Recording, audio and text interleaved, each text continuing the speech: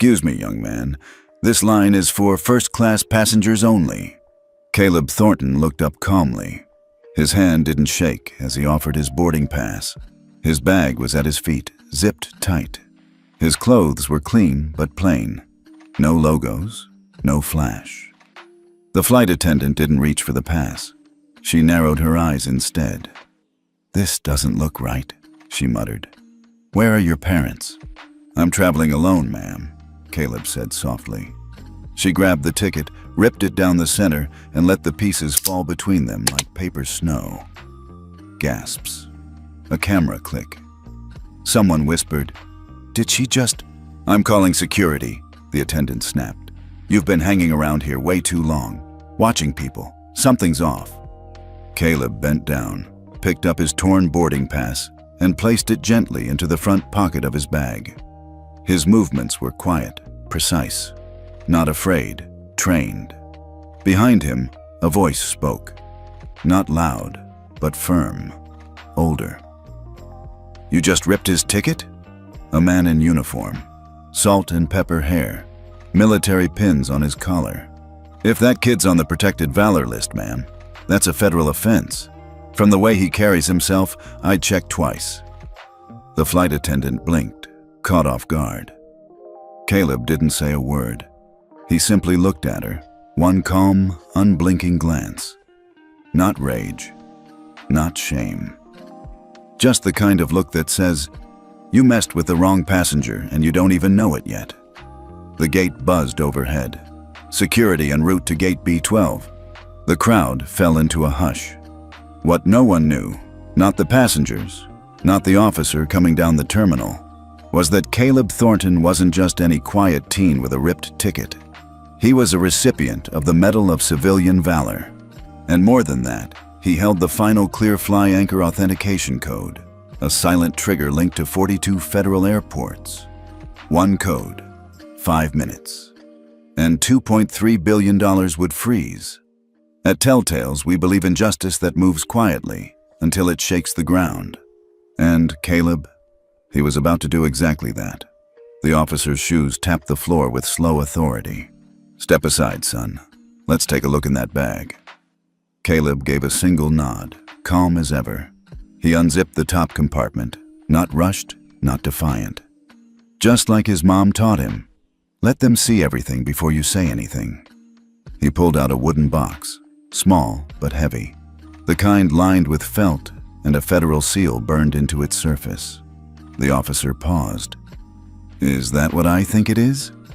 Caleb popped the lid open with a soft click. Inside sat the Medal of Civilian Valor, catching the light like a quiet reminder. Bronze, blue ribbon, engraved date. The flight attendant, Allison, took a step back. Her smug posture cracked. That doesn't prove anything. Medals can be ordered online." The officer didn't even glance at her. His eyes were fixed on Caleb. "You're Caleb Thornton, from Missouri. School bus fire last year. You saved 23 lives." Caleb didn't respond. He didn't need to. The officer's voice lowered, more respectful now. "I saw the hearing on C-SPAN. Congress gave you that medal. You walked into a burning vehicle, barely 14. "I had to," Caleb said quietly. "They were screaming." That stopped everyone. Even the gate agent froze, mid-motion. The old veteran from earlier crossed his arms and gave a slow nod. Allison, still clinging to her script, tried again. "Still, he was acting suspicious, staring at people, making notes." Caleb didn't turn to face her. He reached into his bag again. This time, a plain black phone. Locked. A single app icon glowed in the center. Clear Fly Anchor. He tapped once. A quiet pulse emitted. Inaudible to the terminal, but not to the federal grid it was connected to. The display read, "Confirmation, Valor Protocol activated, code. Thornton 221 linked airports, 42 countdown, 0458. Caleb slipped the phone back into his bag and sat down. He wasn't angry. He wasn't scared. He was just done being polite about injustice. And the system? It had just been notified. 1 year earlier. The smell of gasoline still haunted him sometimes. That late October afternoon, the school bus hadn't even made it out of town before the engine caught fire. Caleb had been in the 4th row, earbuds in, scrolling through notes for a math test. The first bang shook the windows. The second snapped the driver's attention too late. Smoke poured in like a wave. Kids screamed. The driver, an older man, froze. Caleb didn't. He stood up before anyone else moved, shoved open the emergency exit, kicked hard at the side latch. His foot bled. He didn't care. He pulled the first girl by the arm. She was crying so hard she couldn't breathe. Then another. Then another. The heat behind him was unbearable. He didn't stop. By the time the first firefighter arrived, Caleb had already gotten 23 kids off that bus. He passed out right after. When he woke up, he was in a hospital bed with blisters on both palms and a congressman waiting in the hallway. He didn't do it for the medal. He did it because his dad would have done the same. Lieutenant Daniel Thornton, U.S. Marine Corps, killed in action in Afghanistan when Caleb was 9. But his voice, still with him. You don't wait for permission to do the right thing, son. You just move. A year later, Caleb hadn't spoken much about the bus since. Not to his teachers, not even to his mom. He never wanted to be a headline. But now, sitting at gate B12, eyes steady, countdown ticking on the phone in his bag, he finally understood something his dad used to say. Some fights you don't start, but you sure as hell better finish them right. Hey, if you're watching this and thinking this can't be real, let us know where you're watching from. Because what happened next didn't just shake a gate. It hit the entire system like a warning shot. Inside the command room at Kansas City International, nothing seemed out of place at first. The wall of monitors buzzed with quiet updates. Arrivals, departures, weather shifts in Chicago, a delayed flight out of Phoenix, routine noise. Until a red banner blinked across the top of the central screen. Anchor override triggered. Clear fly system. Initiator, Thornton 221 location. Gate B12 authority level, full. Minor Valor class. 2 techs glanced at each other. Wait, that's real? That's Caleb Thornton, Valor tier, full override. Within seconds, the automated response sequence began. Gate B12's entire camera feed shifted to high priority status. Internal FAA nodes across 42 airports got pinged. Skynova's ethics compliance system, linked directly to Clearfly, began shutting down. The local tower called downstairs. We've got something out of protocol from B12. You seeing this? Yeah, the operations chief replied, standing now. And this one's not coming from a pilot, it's coming from a passenger. Back at the gate, Caleb sat quietly, eyes steady on the floor. His phone screen no longer glowed, but the ripple had begun. Passengers shifted in their seats, uneasy from the sudden delay. The veteran who had spoken earlier stepped a bit closer to Caleb, but said nothing. Just stood like a silent shield. A young gate agent walked over, whispering to Allison, "We're getting system flags. Something about a federal ethics block tied to this terminal." Allison frowned. "That's ridiculous. All I did was report a kid who looked off." The agent's voice dropped. "That kid just triggered a protocol that only 4 people in the country have access to, and one of them isn't even old enough to drive." Allison blinked. Then, "He's bluffing." No one responded. A soft ding echoed from the gate's monitor. Boarding paused. A new message popped up. Notice, temporary lockdown. Flight deferred pending ethics review. Passengers started murmuring. Phones lit up. Something was happening. And somewhere in D.C., that one call, the system Caleb tapped silently, was already working its way up the chain. At 1:07 p.m. Eastern Standard Time, a small desk deep inside the FAA's Ethical Aviation Division lit up red. The technician blinked. "Did we authorize a Clearfly anchor pull?" The supervisor walked over, already dialing a second line. "Not today. Who the hell flagged it?" The screen answered for them. "Thornton 221, Minor Valor Class, Auth Code Live Tier, Override, Scope 42 Airports, Trigger, Passenger Distress, Gate B12 Kansas City, Intel. Jesus, the supervisor muttered. Get Homeland on the phone. Within 60 seconds, 5 terminals, 2 on the East Coast, 3 in the Midwest, received auto pings to begin passenger ethics review audits. Another 60 seconds, and $2.3 billion in inter-airline shared credits were frozen temporarily across compliance accounts. Inside the SkyNova internal chat servers, red warnings cascaded like a waterfall. B12 incident.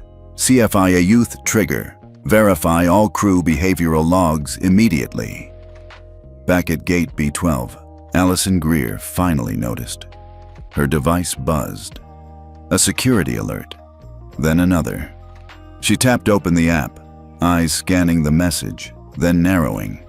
What the hell is CFI auth triggered? Why am I getting flagged? The younger gate agent didn't answer. He looked at her the way people do when they realize they've been standing too close to a live wire. A man in a suit approached, earpiece in. He didn't smile. Ms. Greer, step aside. You're temporarily relieved from passenger contact until compliance completes the internal review. What review? Allison snapped, forcing a chuckle. I followed protocol. He didn't belong in that line. Ma'am, he said evenly. That boy has Level A Valor clearance under the Civilian Federal Network. What you did? It just froze 42 airports. You'll want to call counsel. Her throat went dry. Passengers were now watching openly. Phones up, recording, whispering. A teenage girl nearby murmured, "Is she getting fired?" Allison backed up, scanning for allies.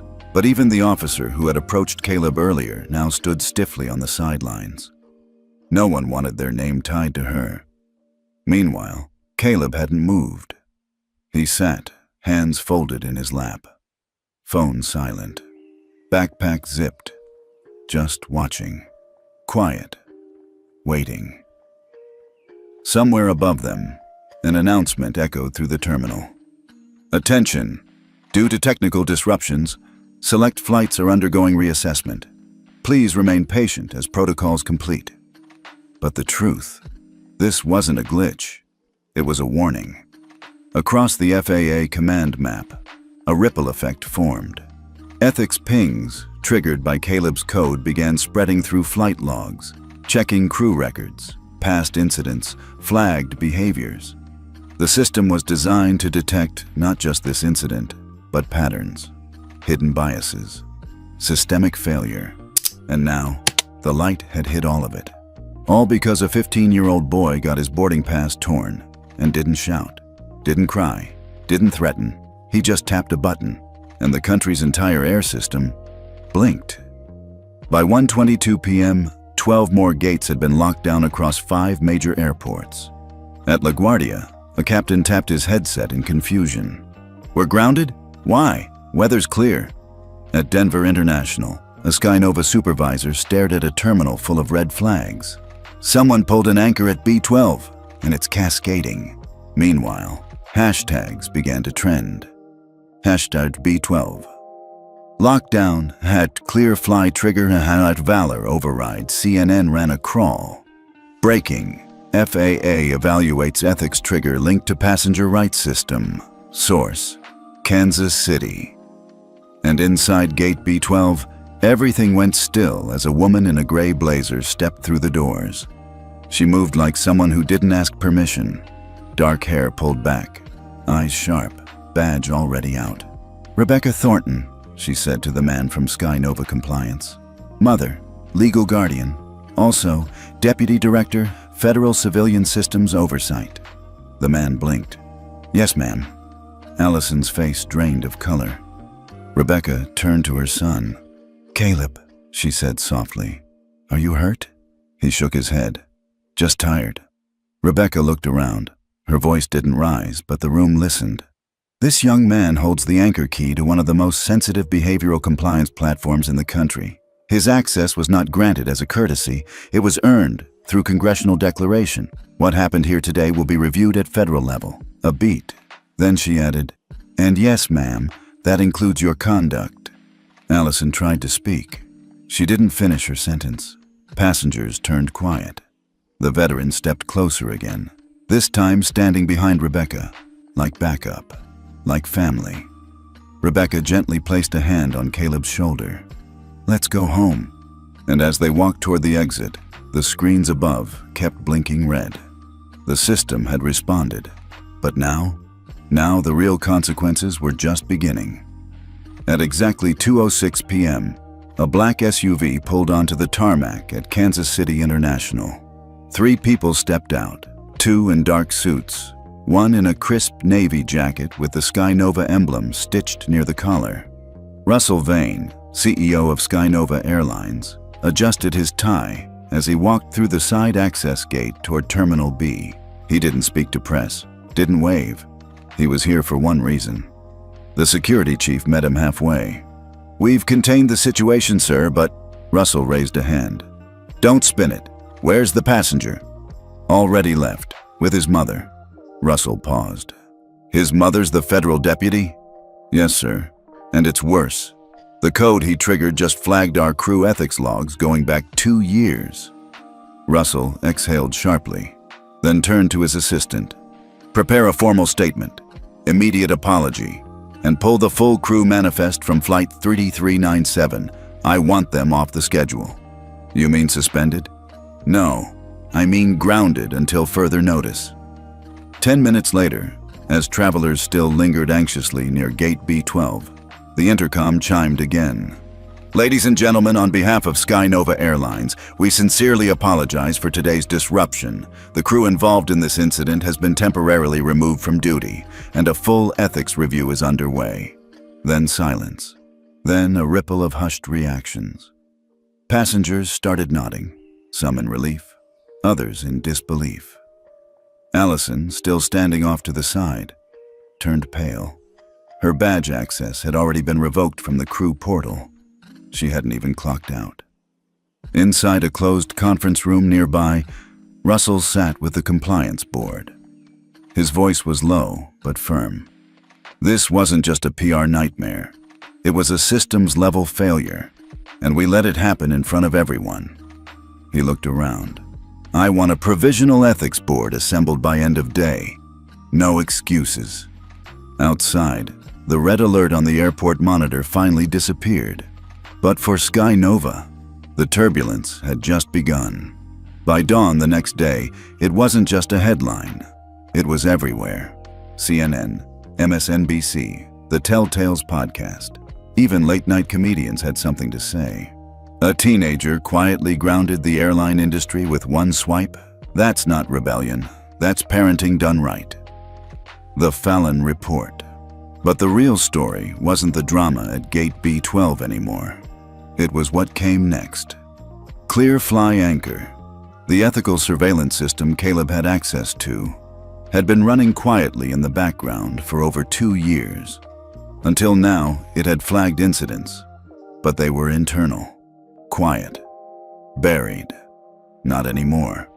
The override Caleb triggered didn't just freeze 2.3 billion airline credits. It opened the vault.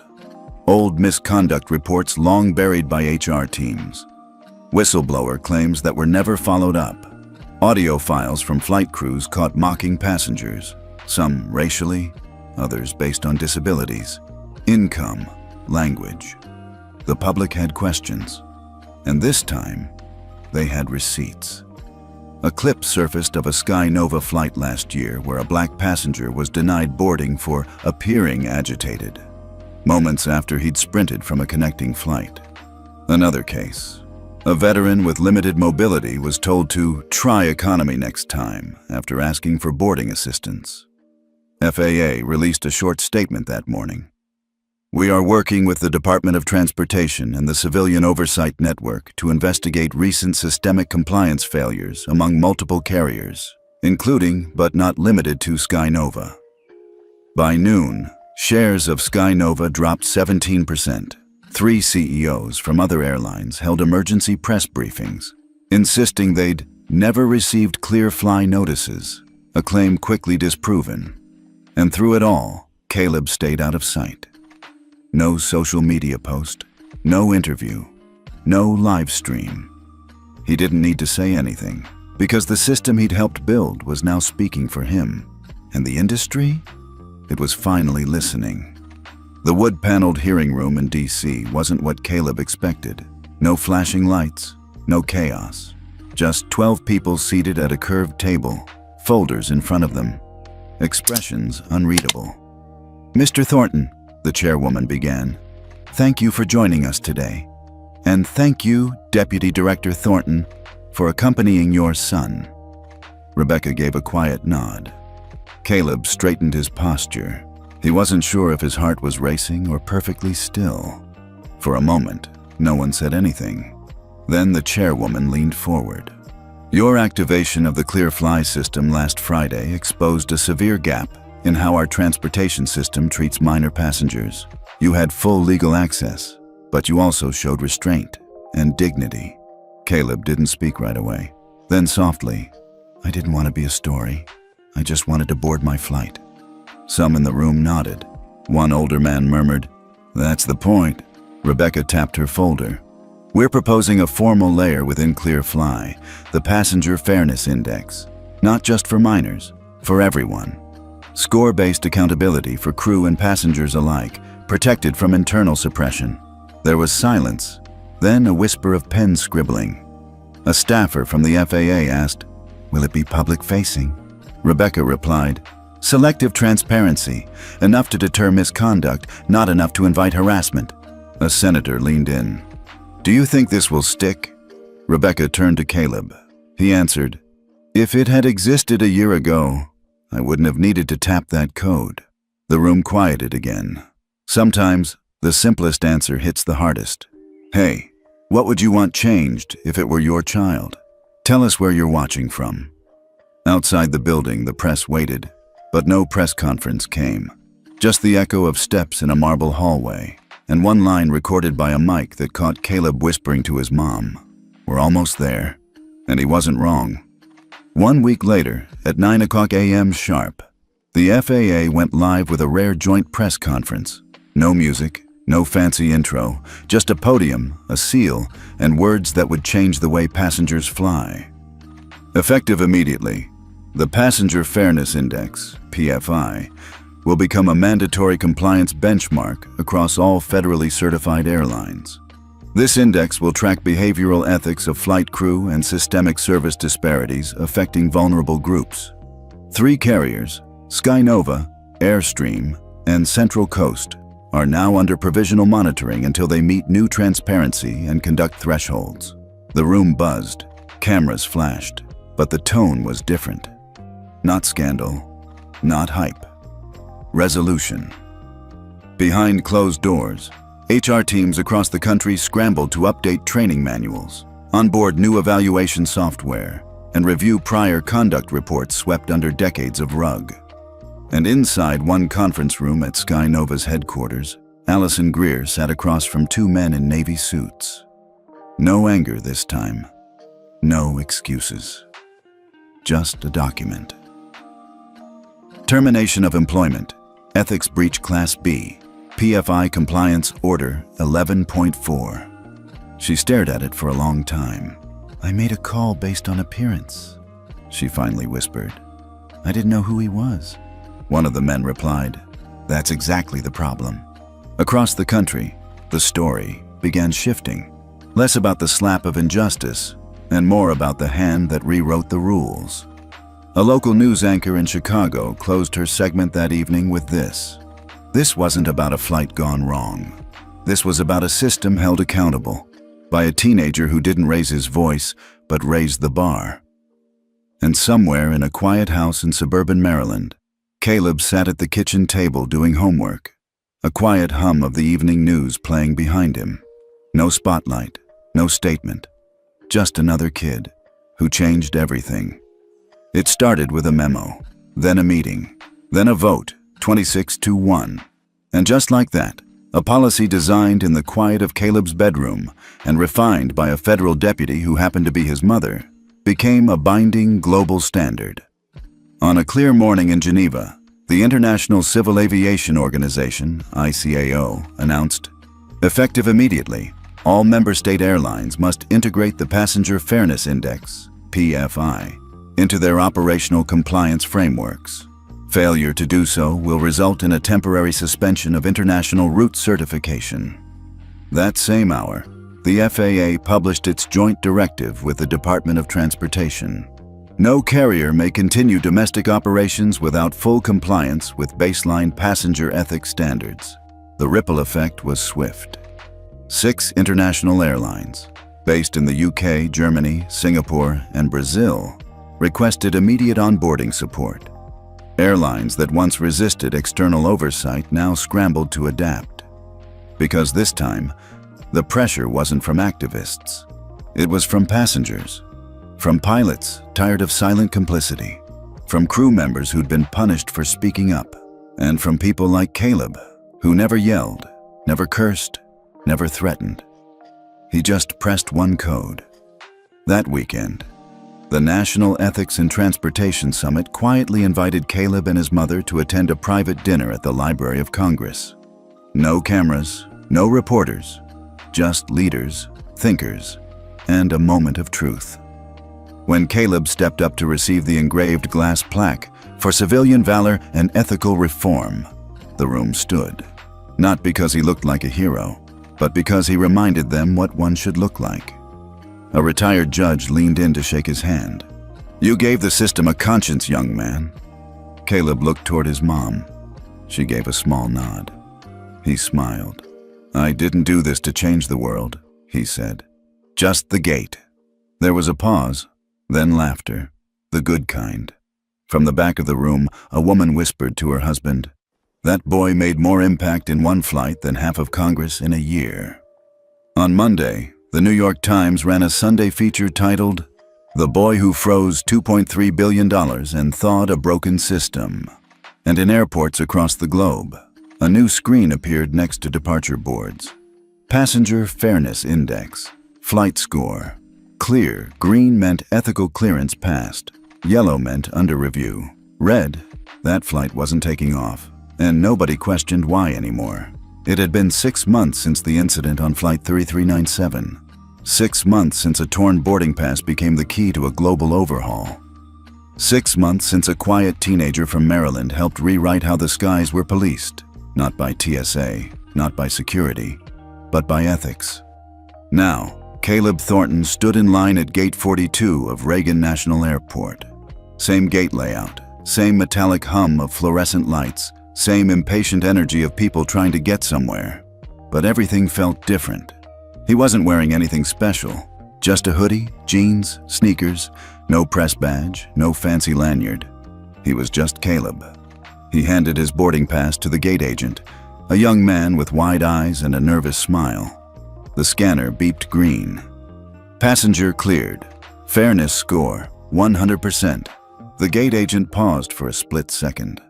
Not out of suspicion, out of realization. He looked up at Caleb. "You're the kid, right?" Caleb chuckled. "Guess so." The agent straightened his collar. "It's an honor, sir." Caleb waved it off. "Just heading home." As he walked down the jet bridge, no one stopped him. No one stared. No one asked if he belonged. Because the system no longer asked people to prove their worth. It was now built to protect it. He found his seat by the window. 14A, Economy Plus. He didn't mind. The view was better. Across the aisle, a little girl, maybe 10, sat nervously next to her grandmother. Her hand fidgeted with the straps on her backpack. The flight attendant walked by. A black woman in her late 40s. Sharp, composed. She smiled at the girl. "First time flying?" The girl nodded. "Well, you've got a 99.8 fairness score. That's better than half my crew. You're gonna do just fine."